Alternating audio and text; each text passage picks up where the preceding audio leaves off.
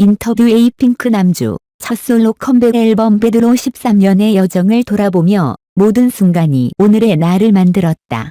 에이핑크의 김남주가 솔로 데뷔 싱글 버드를 통해 그녀만의 무한한 가능성을 보여준 뒤 4년 만에 첫 솔로 컴백을 이루었다.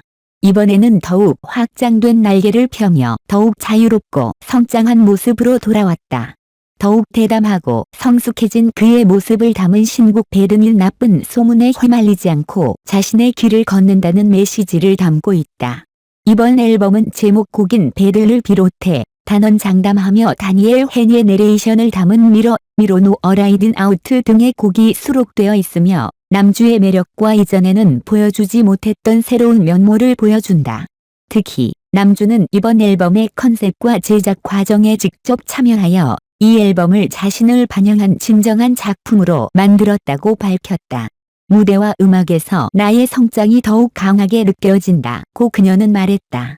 첫 솔로 컴백을 기념하기 위해 남주는 엘크팝과의 인터뷰를 통해 배드너에 대해 그녀가 얻은 가장 큰 교훈, 그리고 어려움을 포함한 모든 순간이 오늘의 그녀를 만드는 데 어떤 역할을 했는지에 대해 이야기했다. 아래에서 전체 독점 인터뷰를 확인해보자. 남주의 엘크팝 독자에 대한 메시지. 엘크팝, 안녕하세요, 남주씨. 먼저 새로운 싱글 앨범 축하드립니다. 먼저 약 4년 만에 솔로 컴백하게 되어 어떤 기분인지 알려주세요. 솔로 아티스트 남주로서 우리가 기대할 수 있는 것은 무엇인가요? 남주, 이번 앨범에서 내 자신의 가장 진정한 모습을 담으려고 노력했고, 이번에는 이전에 보여줄 수 없었던 많은 면을 볼 수 있을 것 같습니다. 그래서 여러분이 즐길 수 있을 것으로 생각해요. 엘크팝, 이 앨범을 준비하면서 공유할 만한 흥미로운 이야기가 있나요? 에이핑크 멤버들로부터 어떤 지원을 받았고 그들이 당신의 새로운 솔로 앨범에 대한 반응은 어땠나요? 남주, 먼저 다니엘 헤니가 내레이션을 맡아줘서 영광이었고 그를 직접 만나서 그의 달콤한 응원에 감사했습니다. 멤버들은 컨셉, 노래, 무대가 모두 훌륭하다며 응원 메시지를 남겨줬는데 그들의 지지에 감동받았어요. 엘크팝, 2020년 첫 싱글을 발표했을 때의 남주와 2024년 첫 솔로 컴백을 이룬 남주를 비교해본다면 어떻게 비교할 수 있을까요?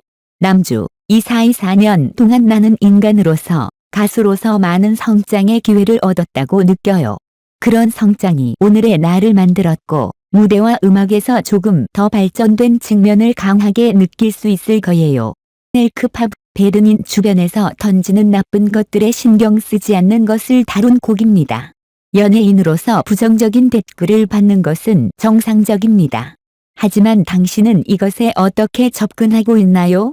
그리고 언제부터 이러한 나쁜 것들을 신경 쓰지 않기 시작했나요?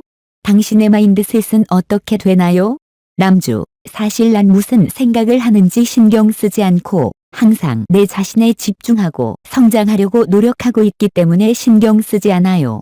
내 자신에만 집중하려고 하면 너무 걱정하지 않아도 되니까요. 엘크팝, 그러한 교훈 이후에